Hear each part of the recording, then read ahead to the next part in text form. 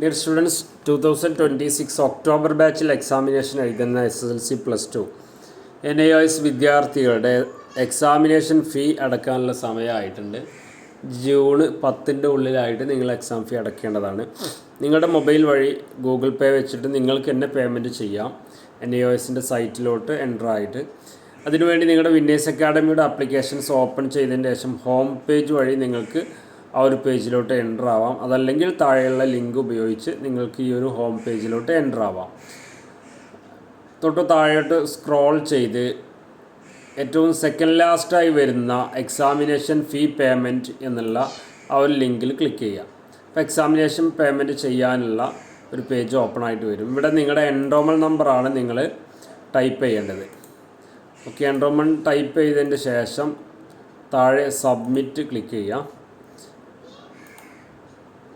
അപ്പോൾ നിങ്ങളുടെ നെയിം, അതുപോലെ തന്നെ നിങ്ങളുടെ ഫാദർ നെയിം, മദർ നെയിം ഇതൊക്കെ കറക്റ്റാണോ എന്നുള്ളത് നോക്കണം. നിങ്ങളുടെ ഡോക്യുമെൻറ്റ്സ് അനുസരിച്ച് തന്നെ കൃത്യമായിട്ട് വന്നിട്ടുള്ളത് നോക്കണം. അതല്ലെങ്കിൽ നിങ്ങൾ പേഴ്സണലായിട്ട് കോൺടാക്റ്റ് ചെയ്യേണ്ടതാണ്. SSLC പാസിംഗ് ഇയർ അതും ഇവിടെ കാണാം. അത് കഴിഞ്ഞ് തൊട്ട് താഴെ നിങ്ങൾ ഇപ്പോൾ എക്സാമിനേഷൻ എഴുതുന്ന സബ്ജക്റ്റുകളാണ് സെലക്ട് ചെയ്യേണ്ടത്. ഒരു കാര്യം പ്രത്യേകം ശ്രദ്ധിക്കാനുള്ളത്, 2026 ഏപ്രിലിൽ എക്സാമിനേഷൻ എഴുതിയ, അതല്ലെങ്കിൽ 2025 ഏപ്രിൽ മാർച്ചിലൊക്കെ എക്സാമിനേഷൻ എഴുതിയ SSLC വിദ്യാർത്ഥികളാണ് നിങ്ങളെങ്കിൽ നിങ്ങൾക്ക് ഫസ്റ്റ് ഇയർ ആയതുകൊണ്ട് തന്നെ 4 സബ്ജക്റ്റാണ് മാക്സിമം ഇവിടെ സെലക്ട് ചെയ്യേണ്ടത്.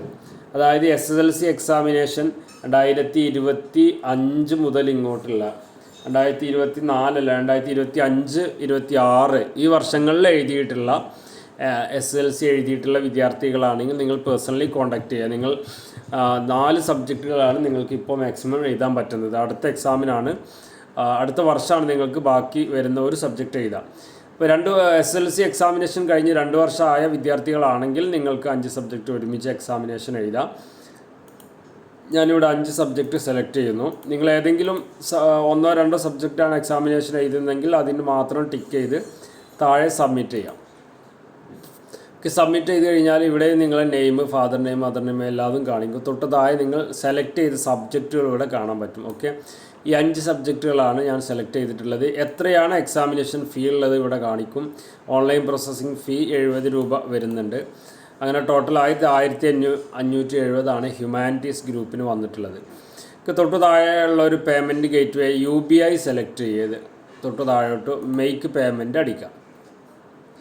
അതിന് ശേഷം ഇങ്ങനെ ഒരു പേജ് ഓപ്പൺ ആയിട്ട് വരും. ഇവിടെ താഴോട്ട് സ്ക്രോൾ ചെയ്ത് നിങ്ങൾക്ക് പല പേയ്മെൻറ്റ് ഗേറ്റ് വേ വഴി പേയ്മെൻറ്റ് ചെയ്യുക. UPI സെലക്ട് ചെയ്യുക നിങ്ങൾ. ശേഷം നിങ്ങളുടെ ഗൂഗിൾ പേ സെലക്ട് ചെയ്യുക. ഓക്കെ, ഇങ്ങനെ ഗൂഗിൾ പേ സെലക്ട് ചെയ്ത് കഴിഞ്ഞാൽ നേരെ നിങ്ങളെ ഗൂഗിൾ പേ ഓപ്പൺ ആവുന്നതാണ്. എന്നിട്ട് നിങ്ങൾക്ക് അതിലൂടെ പേയ്മെൻറ്റ് ചെയ്യാം.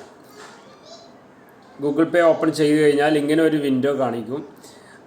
NIOS paying NIOS help line പറഞ്ഞിട്ട് നിങ്ങൾ ആ എക്സാമിനേഷൻ ഫീ ഇവിടെ കാണിക്കും.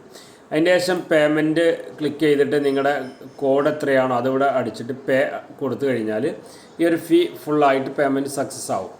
അതിന് ശേഷം നിങ്ങൾ ആ ഒരു പേജിലോട്ട് തന്നെ വന്നു കഴിഞ്ഞാൽ ഇവിടെ സക്സസ് എന്നുള്ളത് കാണിക്കും. ഇങ്ങനെയാണ് നിങ്ങൾക്ക് എക്സാമിനേഷൻ ഫീ നിങ്ങളുടെ ഗൂഗിൾ പേ വഴി സിമ്പിളായിട്ട് തന്നെ പേയ്മെൻറ്റ് ചെയ്യാൻ പറ്റുന്നത്. പേയ്മെൻറ്റ് ചെയ്തതിൻ്റെ ശേഷം ഒരു പ്രാവശ്യം കൂടെ നിങ്ങൾക്ക് ഈ ഒരു പേജിലോട്ട് ഓപ്പൺ ആയിട്ട് അത് കറക്റ്റാണോ എന്നുള്ളത് നമുക്ക് ചെക്ക് ചെയ്യാം. ഇവിടെ എൻറോൾമെൻറ്റ് നമ്പർ അടിച്ചിട്ട് സബ്മിറ്റ് കൊടുക്കുക.